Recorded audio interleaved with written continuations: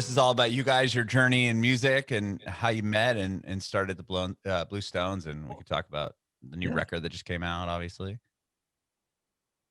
Sounds good to me. Yeah, let's get to it. Cool. Are you both from Windsor originally, or? Yeah. Oh, okay. Born and raised? Yes, sir. Pretty Well, much, yeah. no, Tarek was born in Sarnia. Yeah, I lived there for like the first 7 years of my life. But I always say I was raised in Windsor just because that's kind of like where I became who I was.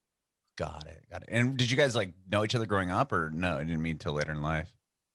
Yeah, no, definitely did. We met in early high school, playing sports together, really, wow. hockey and football. And we didn't, we were like, we had a lot of the same friend group, became closer friends towards the tail end of high school. And then when we were in our first couple of years of university, we were like, I know you play music and I play music. Why have we never jammed before or anything? Like, we hang out all the time. Mm-hmm. And then just started like kind of playing music. And that was the first time that we realized like we didn't need anyone's permission to like go to Toronto and play shows or anything like that, right? Because obviously when you're in high school, that's right. You got to get your parents' permission, and they're obviously going to say no. Yeah, we want to go to Toronto to play a bar show on a Thursday night.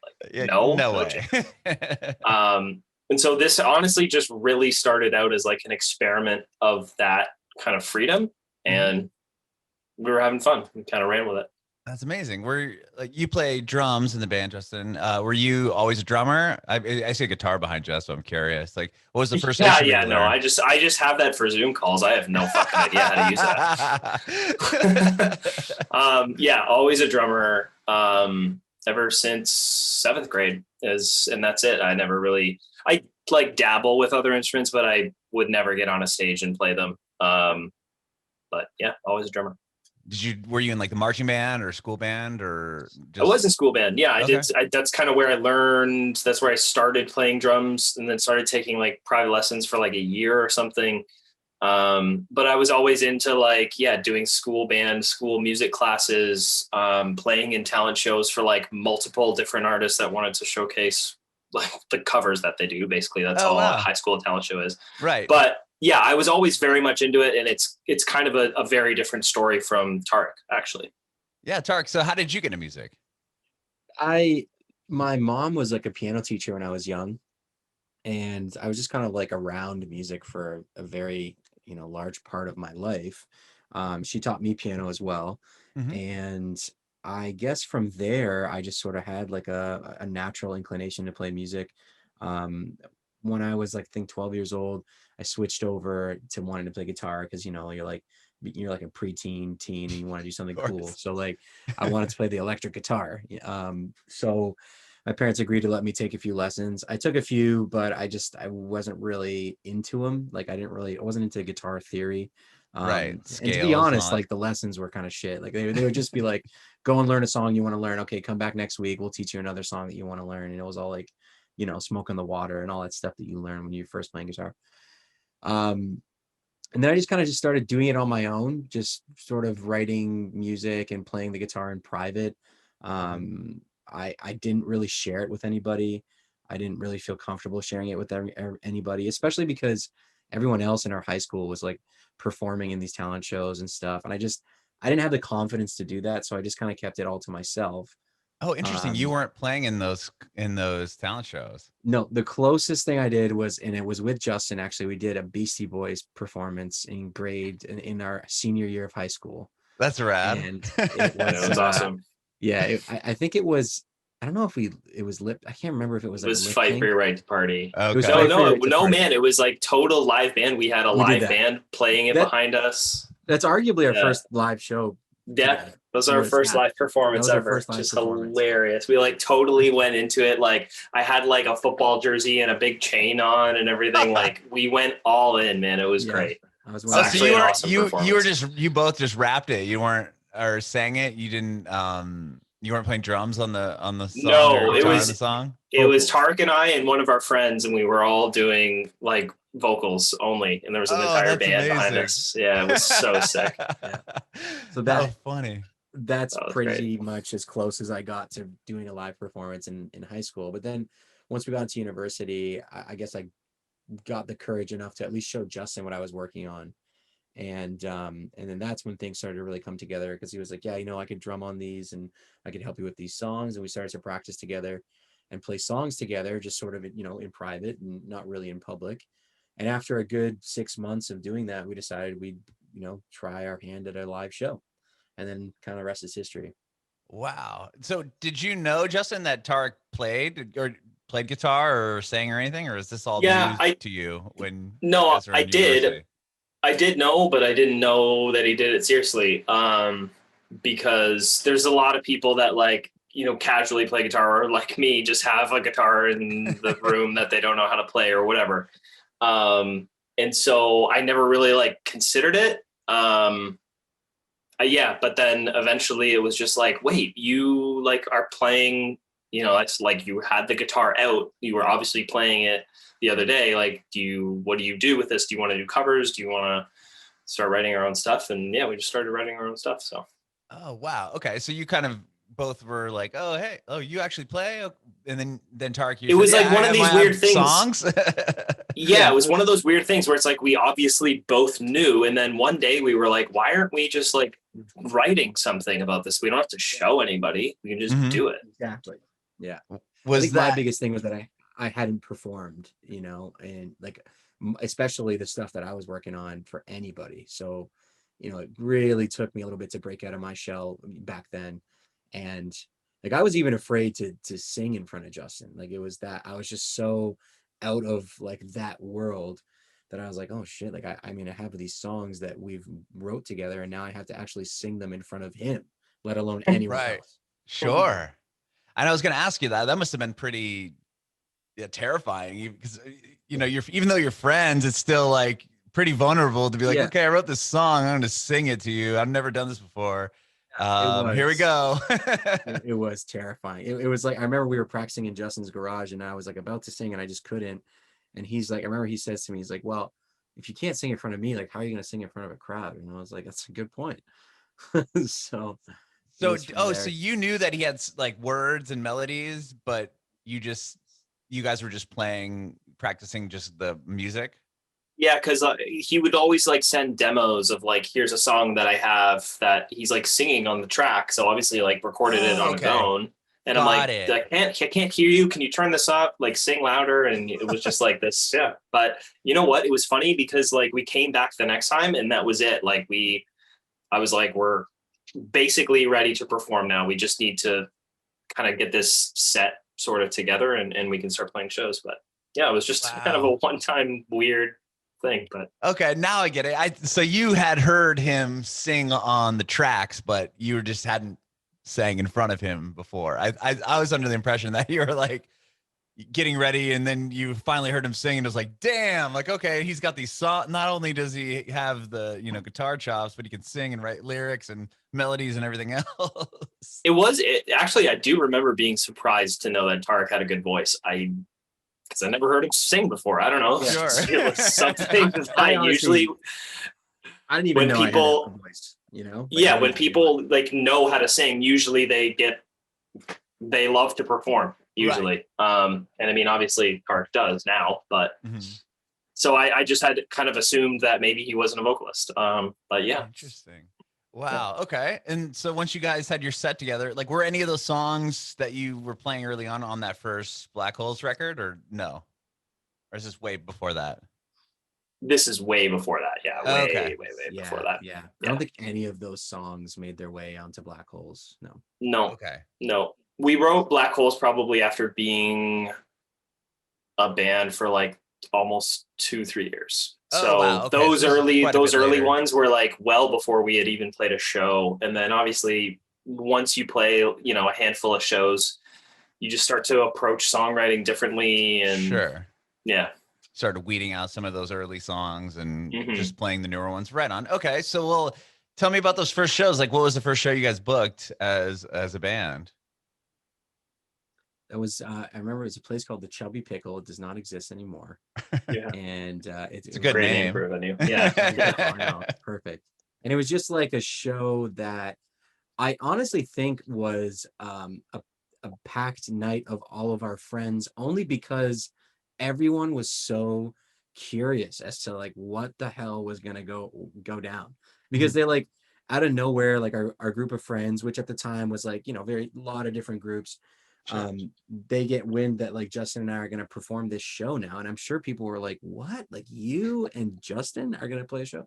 So we actually ended up having a lot of our friends, and like I said, I think it was out of more curiosity than anything else. Sure.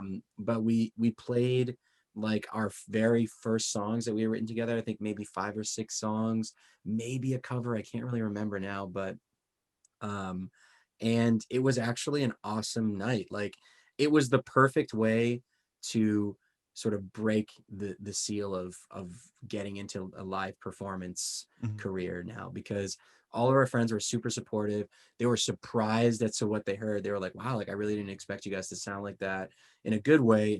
And that, at least for me, really helped to boost my confidence. Is like, okay, you know, played one show, we can do this. Like we Right. did. And also we can do it just myself and Justin. Like we don't Mhm. need a full band, because Yeah. everybody immediately was like, wow, you guys sound like you're 5 guys up there. So Wow. it was nice to have that feedback early on. Yeah, it validated you Yeah. guys playing Yeah. together, and that's interesting that it'd be your first like live show is you invite everybody, like you'd think that you'd go, okay, we're gonna play the show, but we're not gonna tell anybody that we're doing it. We're just gonna play and then kind of see how this Dry see how run. this works. And yeah, and then but you're like, nah, we're just gonna invite everybody we know, and Oh yeah. that's bold. I love that. I was Mhm. nervous for sure. I mean, we were both nervous, you know. Yeah. That's awesome. That's really cool though. Well, when did you guys start really seeing the momentum pick up for the band? Ooh. Yeah.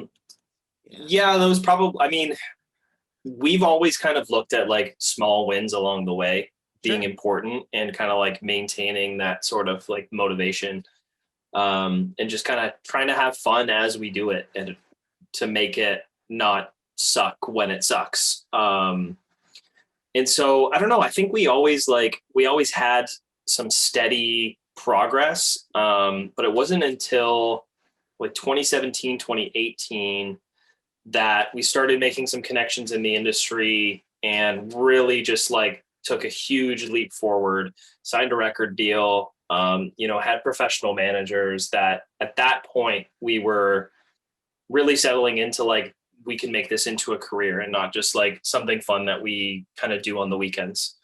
Um, so yeah, it was only a few years ago that we really started taking this as like a career. Sure. But like, Yeah. was there? I mean, obviously, you had to have done. You said you talked about like little wins. Like, you Hmm. obviously made enough of those little wins to attract the attention of a label and management, and get to the point where you didn't have to work. Like, what were there some like milestone like victories you can think of that like started getting Yeah, the conversation started?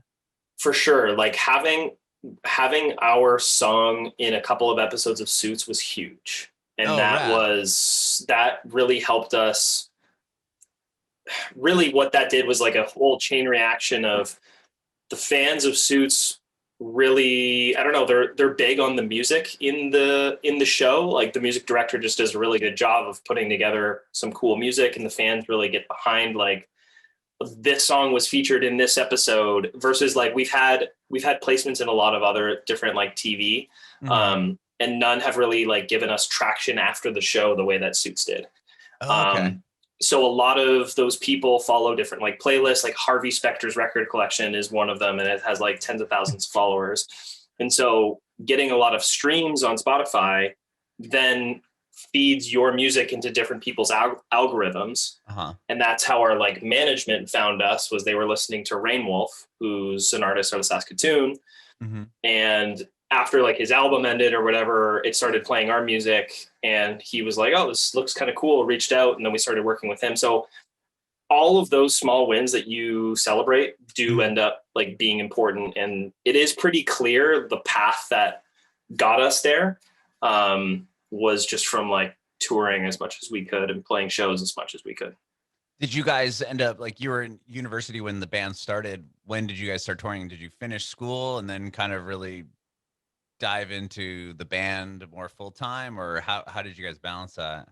It was kind of in tandem. We were doing schooling and touring at the same time for a very long time, like through 2013, 2012, 2013. I was schooling and going to play shows in like Toronto. So it would be like you do a full week's worth of work or school, and then Mhm. like you play shows on the weekend, or even sometimes during the week if you could squeeze out a quick drive to play a show and then a quick drive back home. Um, and we did that for a very long time just to build up kind of our roadworthiness through those early years. Mhm. And then there was a point where it took a little bit of a backseat, like the music thing, and that was when I think it was around like 2015. um we we both kind of went separate ways, as far as like I moved to England and Justin Oh moved wow. to Kingston, Ontario, and the music took a backseat. Like I come home in the summers and we play a few shows, but then I'd kind of go back and things seemed like they were dwindling. But it's always when you kind of set things down that they just naturally end up picking back up, or the opportunities just naturally appear. And that's what had happened for us. Like we were contacted by a management company from the States, and at first we're kind of like, yeah, this is just like a bullshit thing, but it ended up Sure. being something that really changed our career. Mhm. So yeah, it's been a slow grind ever since those days of doing both school and music. Wow. Okay. So you got Yeah.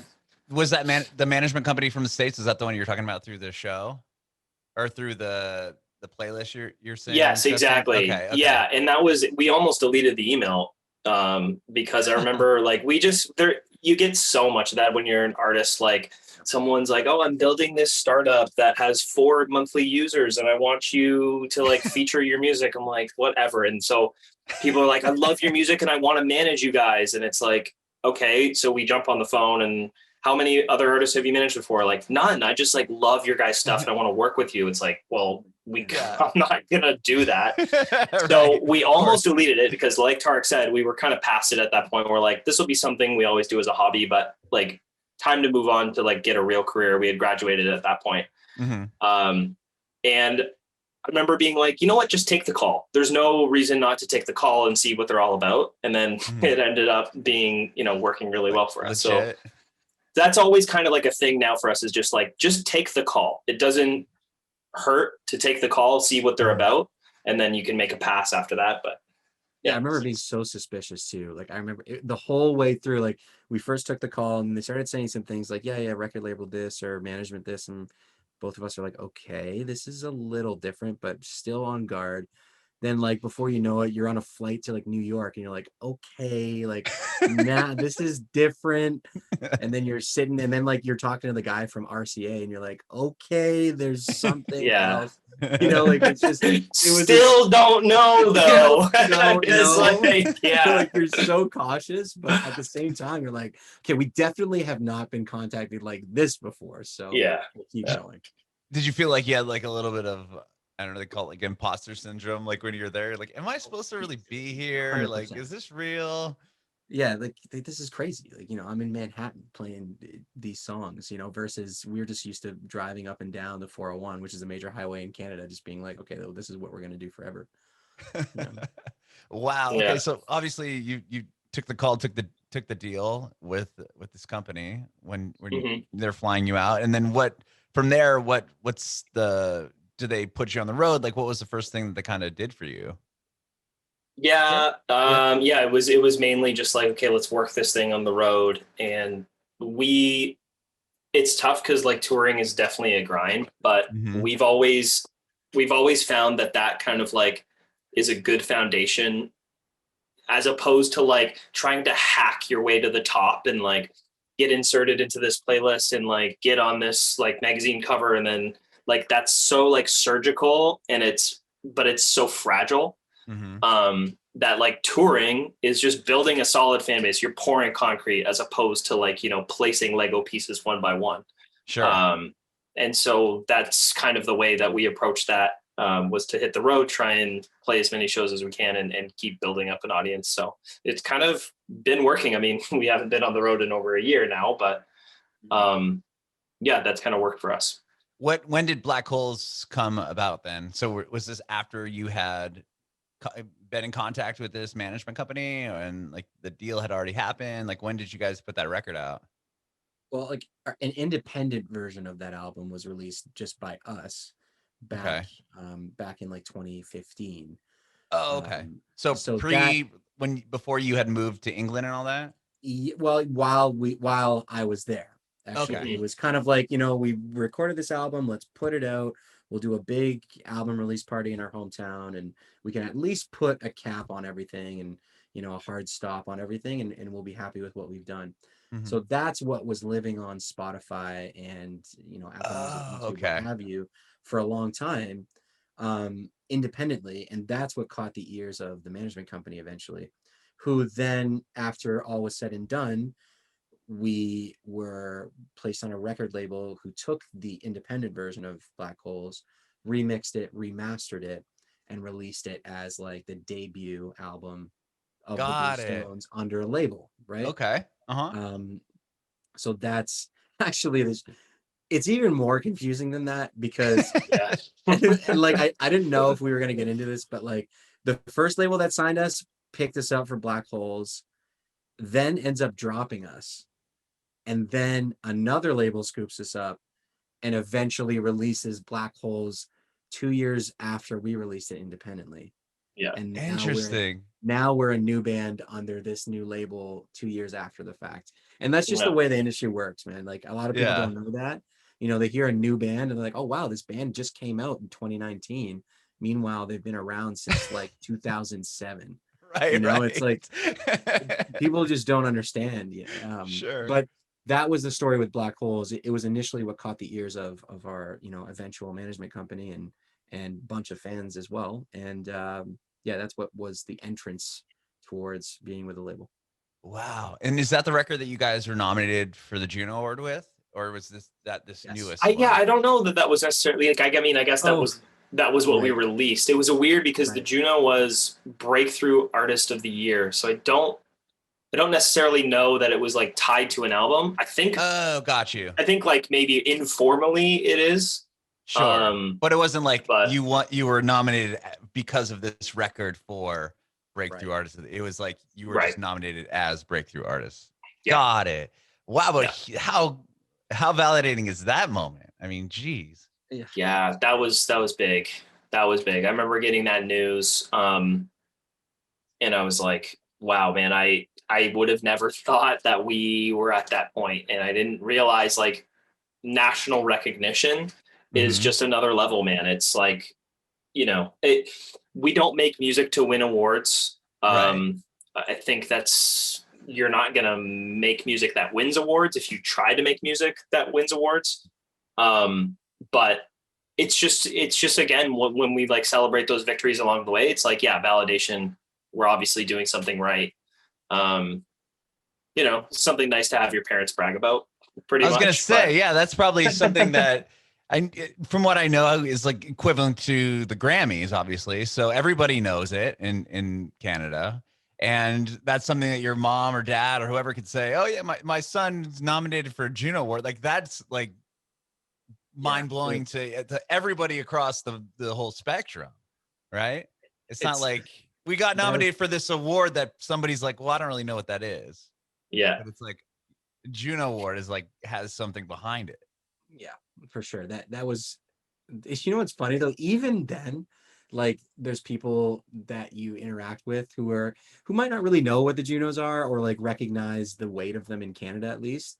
But sometimes it's like the small things, like when we released the album, like our most recent album, and we just happened to be put up on like a couple of billboards screens in like downtown Toronto.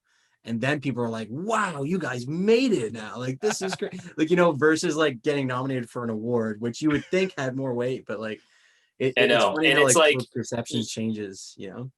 Yeah. And I was like, I could just like pay to put a picture of my dog on that billboard if I wanted to. Like, it's not, I didn't earn anything.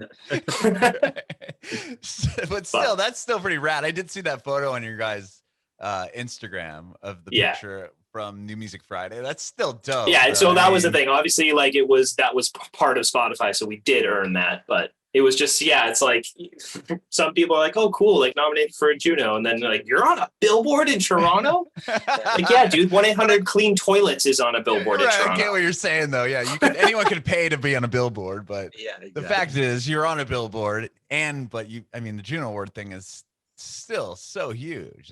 Yeah. I mean, to be at the table with, I don't know, The Weeknd, I'm just thinking of like other like top A-list Canadian acts. Bieber, Totally. I'm sure are people that have won or been at or at those award shows. Mm-hmm. Yeah, for sure. I mean, Definitely crazy. early on in the career. Yeah. That's cool. I mean, well, this year, unfortunately, the 2021 was virtual, right? Or did they do it? Like, Yeah, I've talked to other people that have been nominated this like past year, but still, it doesn't take away from it, right? No, It's no, it was like cool. Justin was saying, it's like we don't really do it for the awards, so really it was like just a nice cherry on top, you know, of like a Sunday that we are already really proud of. You know, it was like, oh, like awesome, like now it's nominated for a Juno, and like that's so, like, we're so honored. But it's not like it was make or break for us. Like either we get nominated for a Juno this year or we're quitting. Right, totally.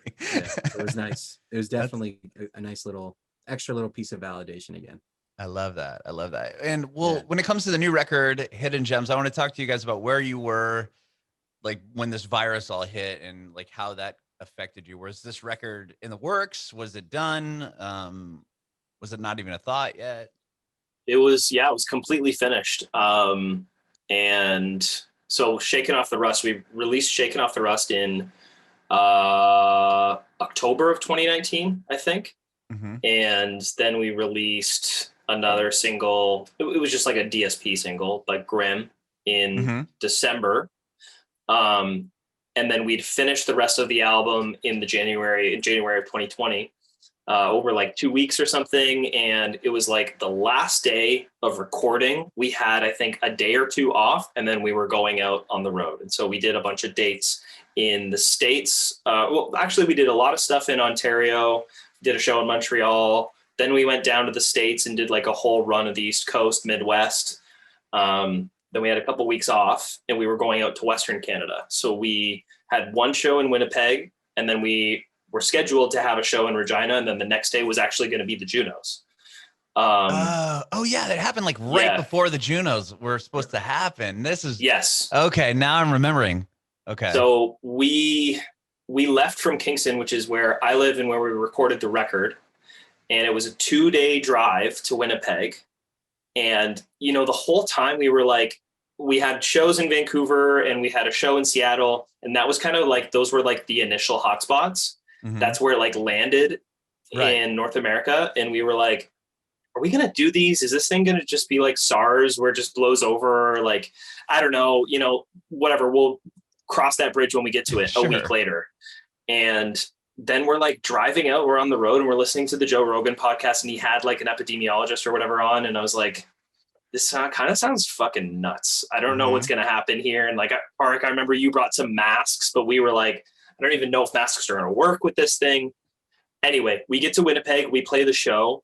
We wake up that morning of the show and we hear that the Junos are canceled and the NBA is canceled. And we're like, I think this is going to be it. Yeah. We sound check, and then we have a text from our manager saying like, give me a shout. And I'm like, this is it. We'll give them a call, and they're like, yeah, you guys are going back home tomorrow. Oh my God. And I'm like, we just drove 2 days to get here. Oh my gosh. But it was kind of nice knowing that going into that show, that this was going to be the last one. And we told the audience at the beginning of the first song, we're like, this is our last show, and this is probably going to be your last show for a while. We didn't think it was going to be this long, but we kind of let everyone know that it's like, this is the last night of the rest of your life, basically. Right. Well, so you were able to actually play that show that you drove all the 2 days to sound check for. Yeah. Oh, yeah. Okay. I thought your manager called and said, you know, you're coming home. We're not even playing tonight. No. Luckily, we were still able to play it, which was nice. Was it like half? I mean, I've talked to artists that were on the road and kind of following the virus when it came to like, they'd play a show and then the next night, like that venue would be shut down. and they would be able to play. They're kind of jumping with it. Like, were you seeing the shows dwindle down as the news started kind of getting more? Well, that was the only show we played, like we didn't even, the period of time that we were playing shows before that, which might have been about 2 weeks before that date, there was really no word of like Oh, COVID in North America. okay. So like all the shows were full, sold out, great. But Winnipeg show was still full, Mhm. because nobody had really caught word of it until like Okay. that day is when Got it. all like the shit hit the fan. But this was already booked. Winnipeg was like an extremely low risk city, Uh-huh. and nobody really was worried about it. So we, no masks, everybody's still packed in and enjoying the show. But it wasn't until after that day That that it, everything else, like just domino effect, shut down, shut down, shut down, shut down, and then Yeah. that was it. Yeah. Yeah, wow. Well, like at we were least We didn't worried. see it dwindle. It was more like here and then boom, off. Yeah. Like we were Okay. worried that on the Sunday before I think the show was on a Thursday or something. And on the Sunday, I remember saying like, maybe we won't play Seattle, but that'd be it. And then 3 days later, the entire tour is canceled. So it happened super fast. And I remember because we were going back to Windsor, and usually you go through the States. That's usually the faster way to get to Windsor because it's so far south. Uh-huh. And I remember thinking like, should we do this? Because so much has happened in the last 3 days. What if we drive for 2 days and then we can't get back into the country for whatever reason? Right. Sure. And so we had to like call the Canadian border and be like, we're all Canadian, if the border closes, what happens? And they were like, we have to let you in. But it was just so wild. Like, I remember being like, this is kind of the craziest thing that's ever happened, where we have to just figure this out on the fly. Yeah, obviously Yeah. something we'll never forget, but Oh my gosh, that is wild. Well, at least you were able to play that show and kind of, say yeah, we went goodbye out for that him night. for a little We had a bit. lot of fun that night. We made sure that Yeah. we knew we're like, this isn't going to happen again for a long time. So Sure. Wow. Okay. And then obviously we've been inside for a year plus or whatever. Were you working on new music throughout that time? Like, how did you guys stay busy when you already have, the album complete? Yeah, there was a significant amount of downtime after everything was announced, for the shutdown, and there wasn't really a whole lot of writing on our end at that point. We were just kind of like finishing up the album with mastering and listening to mixes and things like that. Um, we were hoping on a date to release the album, but it kept getting pushed back because it was so, and nobody really knew when it would be a smart time to release the album. But eventually we were just kind of getting sick and tired of waiting around. So what we ended up doing that summer of 2020 was putting together like a live performance video, which was live on display, which is on YouTube. Um, and we kind of pieced together a performance from home that people could enjoy, that felt like a live show, but that obviously they didn't have to leave their living room to see. Mm-hmm. So that kept us busy for a few months, just developing the live set for that, and then shooting it in a manner that was in line with the COVID restrictions. Was it weird Um, performing kind of to a space of, like, you obviously weren't performing to a crowd, right? It was just no, it you're was, just yeah. like a I mean, live setting. I've heard it on Spotify. I didn't know there's a video that accompanied it, but I've heard the yeah, the tracks on Spotify. it's very similar to recording it like a music video, except we're performing the songs live, and it's being Mhm. captured live. So that was the difference, I guess. It wasn't that weird. What was weird was playing a drive-in show. That yeah. was more in the fall of 2020. We played a drive-in show in Toronto, and like we're literally playing to like 100 cars, like honking Yeah. their horns to cheer Yeah. and like turning their windshield wipers on and stuff like that. That was an awkward show to play. Oh Um, my. I saw some footage of one that it was just somebody. I was talking to somebody about it that played it, and they said the funniest thing, like in between, instead of like let me see the horns, it was like let me hear your horns. yeah, Like, Oh like just man. making like dumb jokes like that. I was like, oh my god. Yeah. Like, just, yeah, that I can't even imagine how quite odd that would be. It Playing in front was, of a but I bunch of mean, like, cars. it was cool to like check it off the bucket list. And it would have been weird if we like didn't, if we like this whole thing ended up resolving itself. And we were like, oh, we never actually did one of those weird shows that like everyone did. Sure.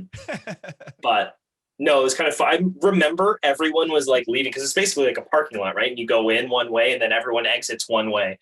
And so I just stood at the exit and I like thanked everyone for coming. And it was kind of this funny thing. Like I wouldn't normally be able to do this at a show. Right.